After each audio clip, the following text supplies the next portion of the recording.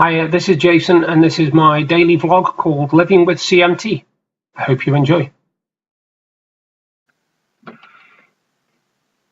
Evening, folks. Friday evening, 30th of November. I think it's about, 8:15. I'm a bit late doing today's video because I just had another lie down. I feel it's getting really, really tired just lately. I'm spending a lot of time in the afternoons, especially having the odd hour here and there.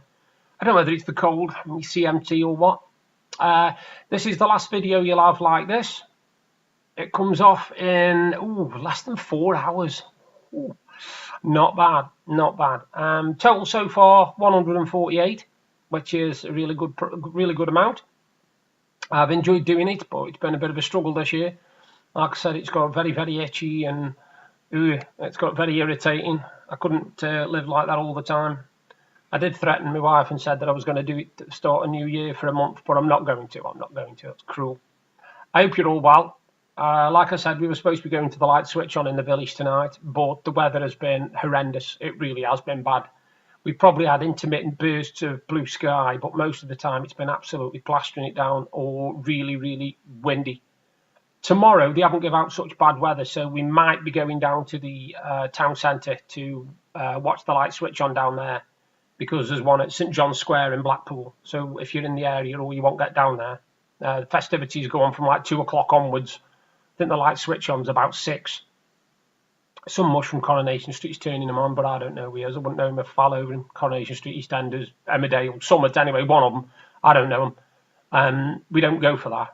But tomorrow, like I say, hopefully it'll be a better day. I haven't done a lot today at all, mainly surveys and sorting through Christmas decorations, which was different, finding out what lights work, what lights don't, what baubles we've got, what we need, that sort of stuff, because we've got to pick it up in the next couple of days because the tree goes up either over the weekend or Monday. We're going for a radical approach this year. We're not actually putting tinsel on the tree. We're just doing lights and baubles because sometimes tinsel can cover up too much, I think, on a tree, and it just looks a bit boring. So what we're doing this year is we're going for baubles, decorations, and lights to make it stand out a bit. So we've got that to do either over the weekend or just after the weekend. I know a lot of people now have already got the Christmas trees up, or at least they're getting ready.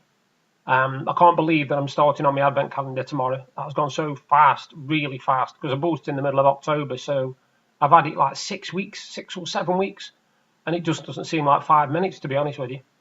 Like I said, I've already had my first mince pie, but I'll have more. I'll have more before Christmas because I like a mince pie. I like a mince pie with a nice cup of tea.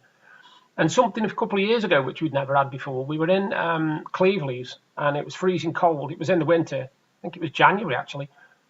Yeah, I think it might have been in January, and it was really, really cold. And we went into this cafe and we had a scone, a fruit scone. And the woman said to us, how do you want it? What do you mean, how do you want it? She said, do you want it hot? I thought, hot scone, what the hell? And she did as a hot scone with mincemeat. You got mincemeat in a little jar thing that you could put onto it. And I tell you something now, it was absolutely gorgeous. You got to try it to believe it. I wouldn't have thought of doing it. I must admit, not making a scone hot, but having this mince filling on it was absolutely beautiful. It was. If you like mince pies, it was gorgeous. I've got to try it. I've got to try it down, but it was more appealing because we were down Cleveland's and it was freezing cold, and we needed somewhere to go for get warm. We were thinking we were just going to get a cup of coffee, and instead we got this lovely hot scone. Anyway, movie review coming up. So if you want to skip it, it's a film called 24 Hours to Live, and I'll give you the rundown in 1 second.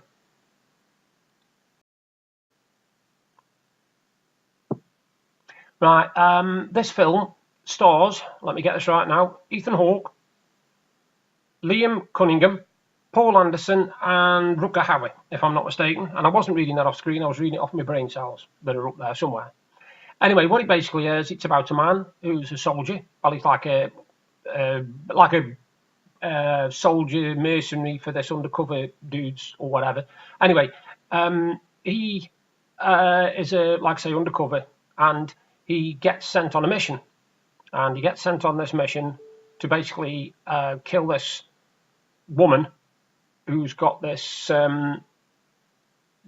all this information basically on what can bring this corporation down. But it isn't the woman who's got the information. She's got the information where the bloke is who knows all the information is. Anyway, it all gets convoluted and she ends up killing him. She shoots him dead. But he gets brought back to life by this corporation because this corporation's into a lot of dodgy stuff. And they bring him back. But the only thing is, they bring him back to get the information off him where the safe house is, where this guy is. And then they try and eliminate him. The only thing is, he's got a drug in him or some sort of chemical thing that basically means he's got 24 hours to live. He's got 24 hours, that's it. He's got like a timer inside him that's giving him 24 hours extra life. I don't know how it's worked, it doesn't explain it really. But he's been given something anyway. And while he does it, he basically then sets out to protect this man. Because this corporation that he was working for is as dodgy as they come. And Liam Cunningham, I'm sorry, but as a bad guy, he's fantastic. And he plays the leader of this corporation, and he literally has got no scruples whatsoever. And these are the spoilers.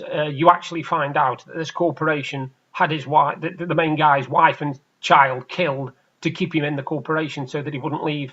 And he never realised. He thought he'd died in an accident, and they hadn't. He finds out at the end that they'd had him killed. And Paul Anderson is his mate, who basically gets given a choice. I can understand why he does it, don't get me wrong. He gets given a choice. Either he helps to kill their family, or they kill his family.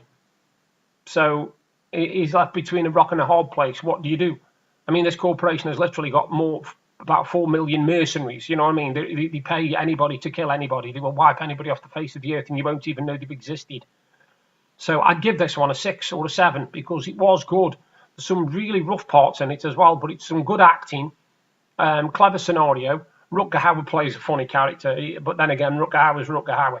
I'm sorry, but if you've got a film with Rutger Hauer in, usually it's class. I'll put a line under shotgun with a hobo. No, hobo with a shotgun, sorry. I'll put a line under hobo with a shotgun, because if you've never seen that film with Rutger Hauer in, it is probably one of the goriest films I have ever seen in my life, and it's stupid. The acting is terrible, absolutely terrible. It is so badly overacted, it's real. But I'm about to watch another one. I don't even know what the title of this one is, I forgot myself. But it's a foreign one, it's a Japanese one. And I like watching Japanese movies because I think some of them are fantastic. The action in them is brilliant, and the stories are brilliant. And I'll be watching that one in probably about an hour. So I'll do a video on that tomorrow. I will be doing my shave at 12 o'clock. I'll be definitely shaving at 12 o'clock. I was going to put it on video, but I don't think I will actually. I think I'll just leave it. So yeah, the video rating, 24 hours to live. I'll push it to 7. Yeah, I'll give it 7 out of 10. Well worth a watch. Just going back to the subject before the movie review, I'm on about Christmas, and obviously there's only 25 days to go, 26 days to go, and Christmas Day will be here. Basically, it's 3 weeks on Tuesday. Well, that's a scary thought. And obviously now a lot of people have either got all the presents done, got half the presents done, or got none of the presents done, in which case they're panicking and thinking, oh my God, I've only got just over 3 weeks to go, what am I going to do? And what we always do, me and my wife, and my family actually, we tend to make Amazon lists. And the beauty of making Amazon lists is you can put tons and tons of stuff in all year, leave it in there, give somebody your list, and they can literally just go in at Christmas time and pick something out for you. And that way then, you know that you're getting something that you want, and they know that you're getting something that you want, and that they're not just guessing what you want. That's what I like about Amazon lists. And you can put anything in there, but the good beauty of it is you don't have to make a list that people can see. Like my wife has made a list for people, like a family, to buy it, because obviously they've asked for lists. But she's also made a separate list just for my eyes with stuff in that I can buy her that might be a little bit more expensive, so she doesn't, literally expect a family to pay a lot of money on stuff. She never has done. She's not that kind of person. She isn't materialistic in any way, shape or form. If there's 2 handbags and one's 10 quid and one's 60 quid, she likes the £10 one, she'll buy it, even if the 61, the £60 one's branded. She ain't bothered. She's like me. I've never been into designer clothes and designer labels, me. I've never been a, Gucci, Armani and Ralph Lauren and all this kind of crap. I'm more, if it's comfortable, I'll wear it. If I can buy it from Sainsbury's, I'll buy it. If I can buy it from Primark, I'll buy it. The only thing I sometimes buy, which is a little bit more expensive, is I like Weird Fish as a brand. And I think they do some fantastic T-shirts. Sarcastic T-shirts, usually with fish on them, like Carp Side of the Moon and stuff like that, taking the mick out of titles and stuff. So they're quite enjoyable. We'll have a lot of Debenhams vouchers this year, so we're going to have quite a bit of stuff from there as well. But yeah, I recommend it. If you've got a chance, go onto Amazon and make yourself a list, and then send it to your family, because that way then you know you're not going to end up with a present that you think, why did you buy me that? And if you're anything like me, if you do get a present like that, you'll keep it anyway. Because I always think to myself, well, hang on, surely the fact that they bothered to buy me anything or send me a card or anything like that is amazing, because they don't have to do it. I was reading a story this morning, actually. It was a bit of a shocker. It's about a rower, and she's 21. She was in America. She was a Great Britain rower. She basically rows for Great Britain. And she's had a bad fall down some stairs in America. And now she's in a coma. And you think to yourself, yesterday, she was probably thinking nothing could happen to her. You know, she was just living a life as you do at 21 and all that sort of thing. And that's what I'm saying. Life is dead precious. You know, I mean, God rest his soul, but my dad's been passed away 9 years, and he was only 61. And it's no age. It's no age. You know, I was expecting to see my dad reach his 80s, 90s. I really was. I didn't expect him to pass away at 61. Now, bear in mind, I was only in my 30s when that happened. You don't expect to be burying your dad when you're 30. Some people obviously bury him a lot younger. I'm not saying they don't. But you learn very quickly as you're getting older how fragile life is. My Auntie Pauline and my Uncle Tony, they were good examples as well. They were a lovely couple. And I never could imagine life without them in it, because they've always been there. They've always been there throughout my life. And they passed away within 5 days of each other. And they weren't, you know, they weren't in the 90s or anything like that. One was early 70s, the other was late 60s. So they weren't old, you know. And I was really hit hard when they went. All three of them, you know, my dad, my Auntie Pauline, my Uncle Tony. And I've lost so many family members now as I'm getting older that, you know, all I'm saying is look after the ones that are there. They're precious, trust me. When they're not there, mate, you'll miss them. And if you don't show them now how much you love them and how much you want to be with them, you might not get another chance. It only takes a second, you know. You've only got to step outside your door, go for a walk across the road, bang, a car at you. You know, could be anything like a brain aneurysm, could be heart attack, anything. Just make sure that the people that you love know that you love them. And I don't wait until tomorrow to tell them, because tomorrow's not guaranteed. Anyway, I'm going to disappear, and the next time you see me, I will be clean shaven.